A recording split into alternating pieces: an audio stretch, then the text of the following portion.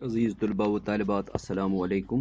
آج ہم غزل نمبر 2 کی تشریح کرنے جا رہے ہیں، اور یہ غزل نمبر 2 جو ہے یہ شعیب رضوی نے لکھی ہے۔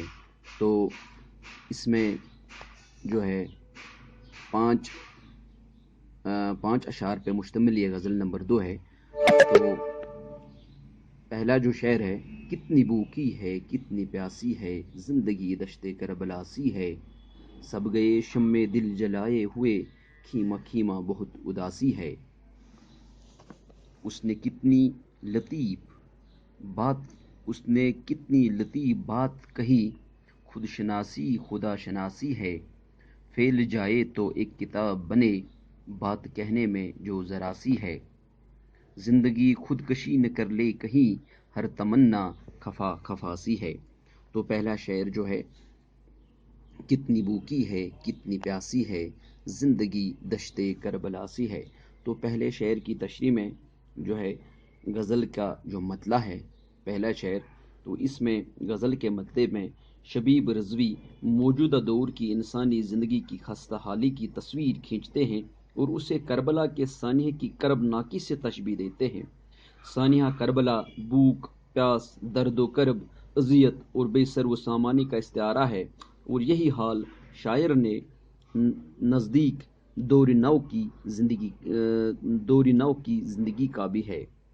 شاعر کے نزدیک دور نو کی زندگی کا بھی یہی حال ہے۔ اس شعر میں کربلا ایک تلمیح کے طور پر آیا ہے۔ تو سنتی تلمیح جو ہے پہلے شعر میں جو ہے استعمال کیا گیا ہے۔ سنتی تلمیح وہ سنت ہو گیا، وہ صنف ہے جب ایک شاعر کسی واقعے کی طرف اپنے شعر میں اشارہ کرتے ہیں۔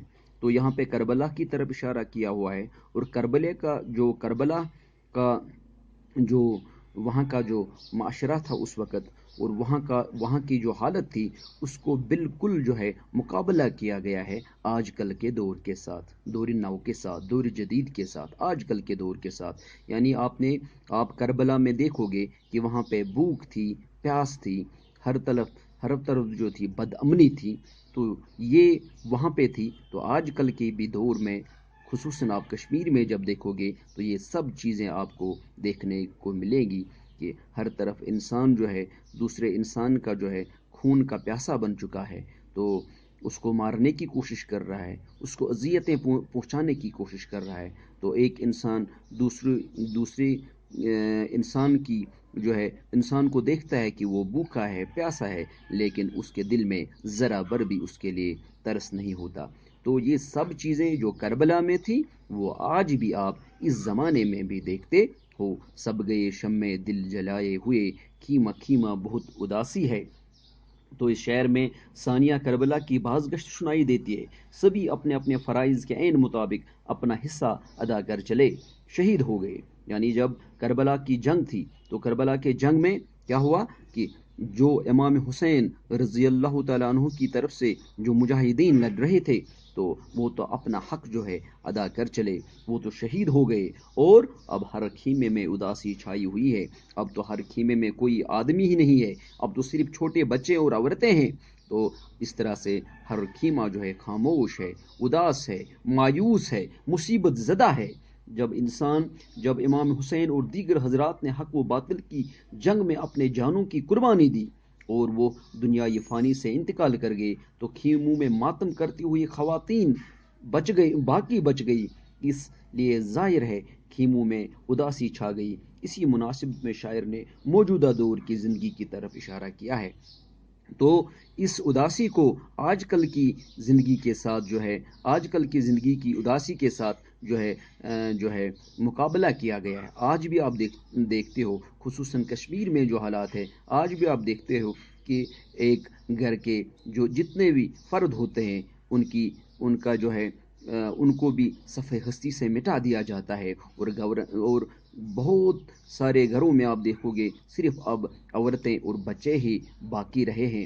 تو وہ گھر بھی ہمیں اس جیسے کربلا میں وہ اداسیاں ہر سو چھائی ہوئی تھی، بالکل آج کل کے اس زمانے میں بھی یہاں پر ہمارے کشمیر میں بھی ہر سو جو ہے یہ اداسیاں چھائی ہوئی ہے۔ اسی لیے شاعر نے جو ہے آج کل کے حالات کو کربلا کے حالات کے ساتھ جو ہے مقابلہ، آج کل کے حالات کا کربلا کے حالات کے ساتھ مقابلہ کیا ہے، اور مانا ہے کہ جیسے کربلا میں حالات تھے بالکل اسی جیسے حالات آج کل ہمارے اس دور میں بھی ہیں۔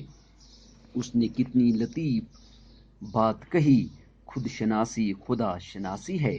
تو شاعر جو ہے یہاں پہ کہتے ہیں کہ ایک جو ہے مشہور قول کی جانب اشارہ کرتے ہیں کہ کیا اشارہ کرتے ہیں کا ذکر نہایت، جو شاعر یہاں پہ ہے وہ مشہور قول کا ذکر بالکل نہایت ہی، جس کو ہم کہیں گے کہ اچھوتے انداز میں کرتے ہیں، خدا شناسی کے لیے خود شناسی لازمی ہے۔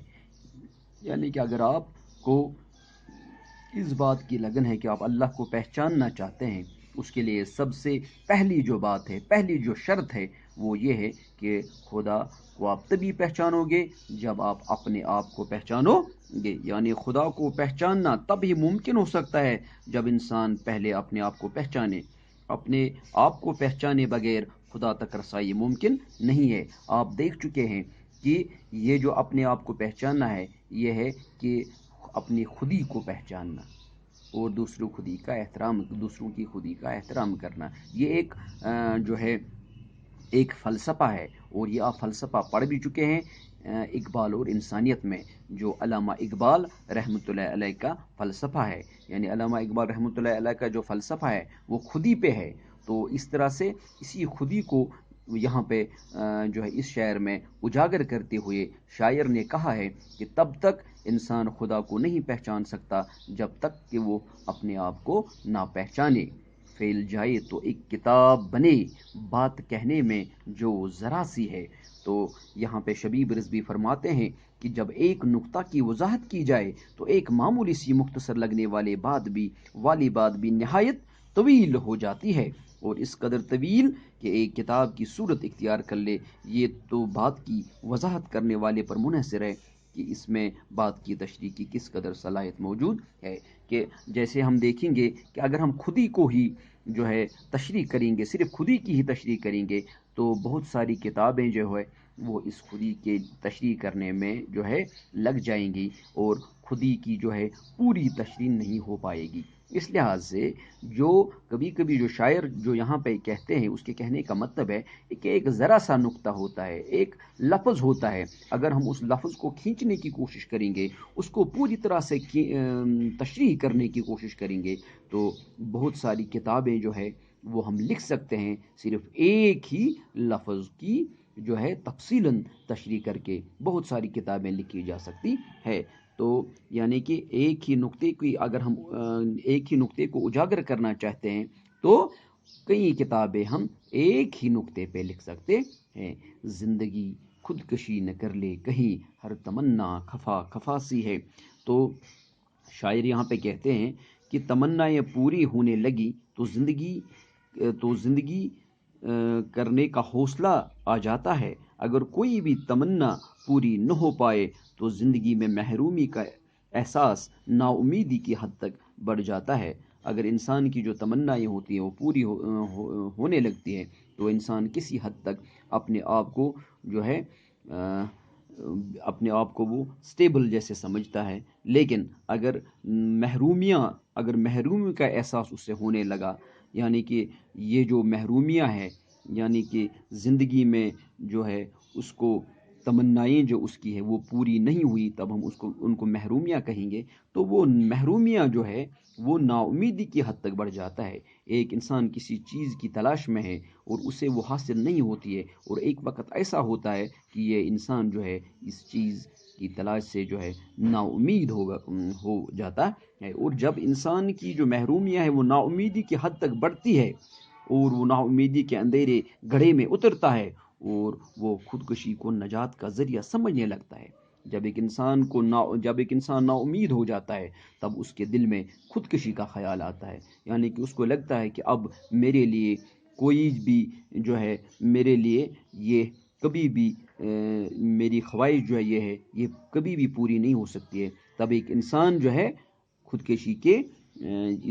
خودکشی کو نجات کا ذریعہ سمجھنے لگتا ہے۔ اس شعر میں شاعر نے ایسی بات بیان کی ہے جب ہر تمنا ناراض ہے یعنی پوری نہیں ہوئی تو کہیں ایسا نہ ہو کہ زندگی بیزار ہو کر خودکشی کر لے، تو پھر انسان سمجھتا ہے کہ شاید خودکشی کر کے ہی میں اپنے آپ کو نجات دلا سکتا ہوں۔ تو ایک انسان جو ہے وہ جب اپنی زندگی سے تنگ آتا ہے تو ایک وقت جو ہے وہ نا امید ہو جاتا ہے۔ جب انسان زندگی سے نا امید ہو گیا تو اس کو جو ہے خودکشی ایک ایسی چیز لگتی ہے جو وہ سمجھتا ہے کہ شاید یہی میری زندگی جو ہے زندگی کو نجات کا ذریعہ، وہ انسان جو ہے زندگی خودکشی کو نجات کا ذریعہ سمجھنے لگتا ہے اور آخر میں خودکشی کر لیتا ہے۔ تو ہمیں ایسی باتوں سے گریز کرنا چاہیے، اور اللہ نے چاہا تو کل ہم اس سے آگے پڑھیں گے۔ تب تک کے لیے خدا حافظ۔